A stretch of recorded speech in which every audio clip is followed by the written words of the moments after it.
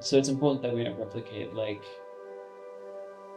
relationships where no choice is available to a person. So it's important that we don't replicate that in our service provision and how we work with people. Yeah.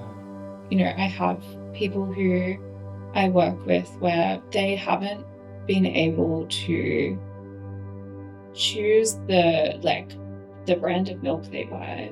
They haven't had any choice in their relationship for a long time.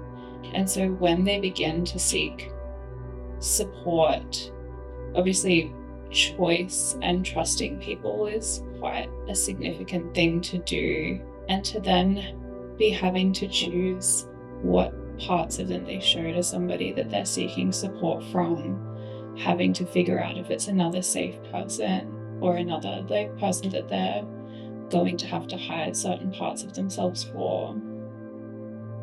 Having someone that they know at least affirms a segment of their identity that they might be safe with makes a huge difference.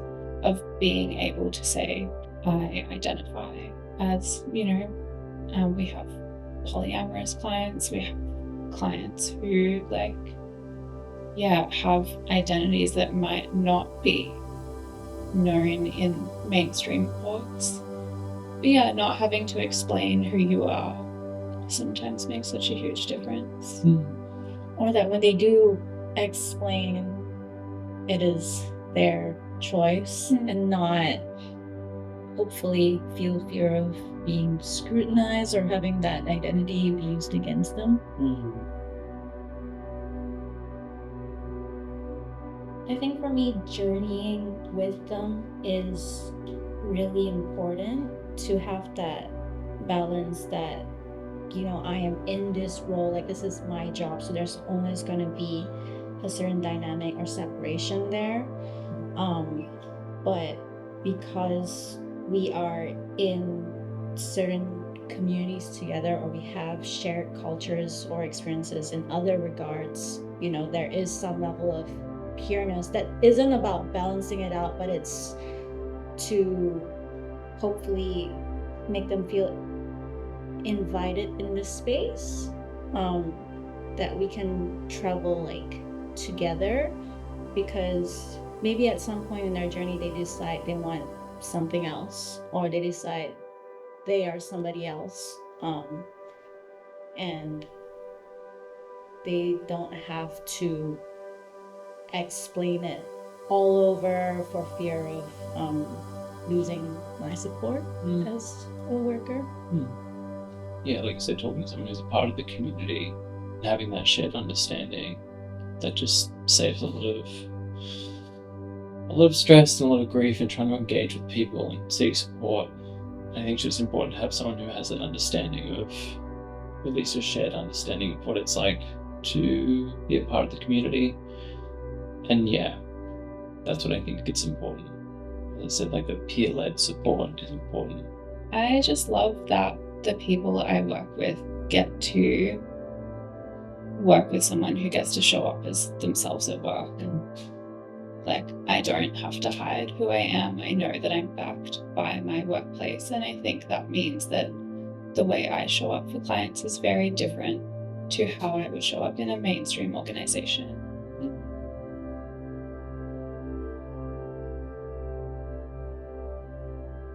Something that I feel very strongly about, that I tell people, is that they have a right to a service that affirms them.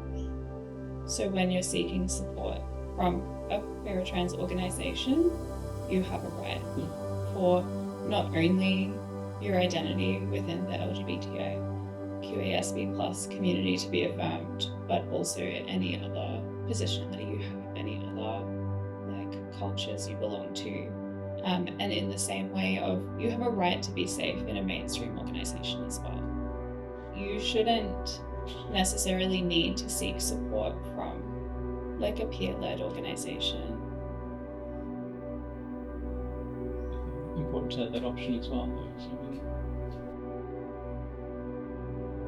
I think we find ourselves having sort of similar conversations with our clients every time, that the bad things that happen to our clients who are persons using violence, maybe should not happen to them. Structural violence, systemic violence, or their own experiences with violence in any way in their personal lives should not have happened to them. They also deserved safety and comfort and a good life.